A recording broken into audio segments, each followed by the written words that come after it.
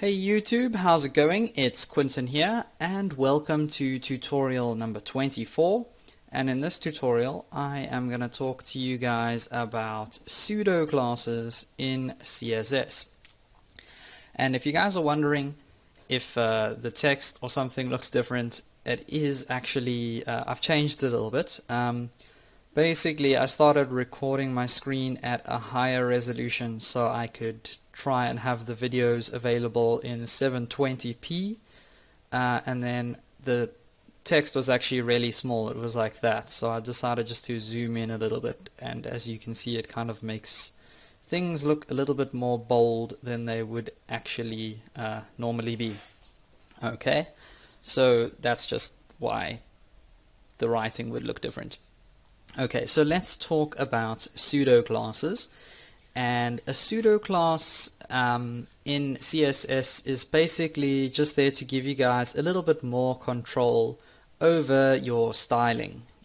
Okay, they're all built into CSS, so you can't go ahead and make your own pseudo class, but you can choose from a bunch of pre-made pseudo classes that I am going to show you guys, and I probably won't show you all of them, so you can go ahead and actually Google some of it and see if you can find out if there's anything that you need that is going to be useful over there.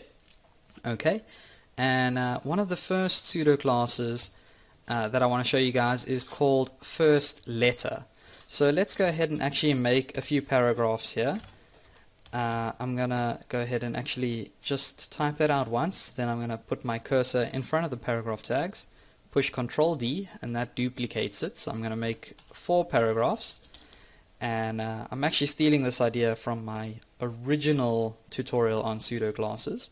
So I'm gonna type the word you, and then only, and then I'm gonna get the next paragraph to say live, and the last paragraph is going to say once. So YOLO! And now we can go ahead and actually style the first letter of every single one of these paragraphs using a pseudo class, and then we'll be able to make the actual word YOLO stand out.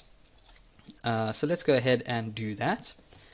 And the way you use a pseudo class is basically by selecting whichever element you want to change. So in this case it's going to be the P element, and then you have to append on or add on a little bit of extra information, which is the pseudo class that you are choosing to use. So like I said, there is one called first letter, so you're going to append on this colon, and then you're going to type first letter, and in fact it should be hyphenated just like that. So the first letter of every single one of our paragraphs, that's basically what that pseudo class is selecting.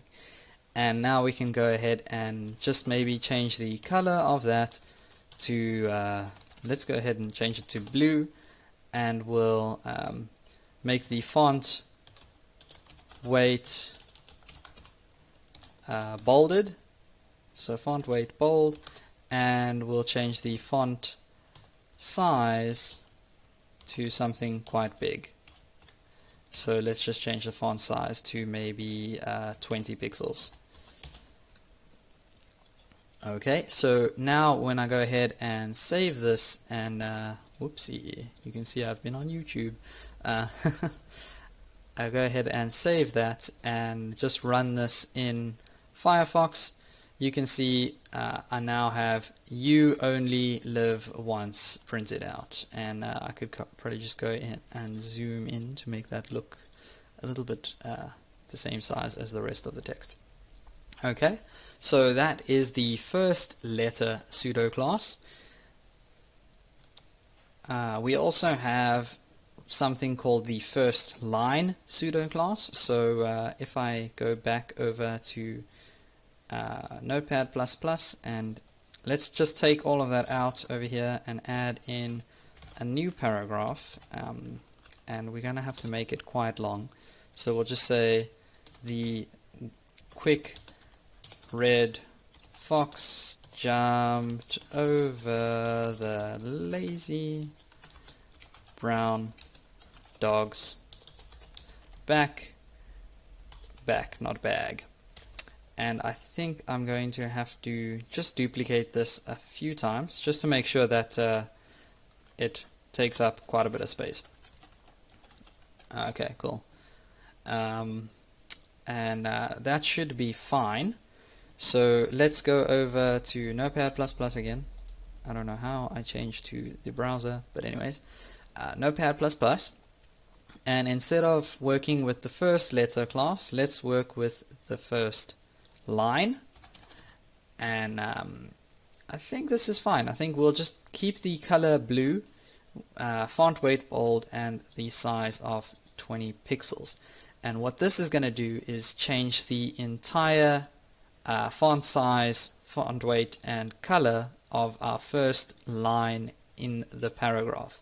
So basically, you can see here we've got quite a few lines that are actually displaying, but only the first line of the paragraph, or the top line of the paragraph, has changed. Okay, and I guess if I made my browser narrower, anything that falls down to the next line changes back to black, that's cool. Okay, so that's pretty much all I have for you guys in this video. Don't forget to subscribe. Please feel free to leave a comment, like, or share the video. It's really going to help my channel grow, and I will see you guys next time.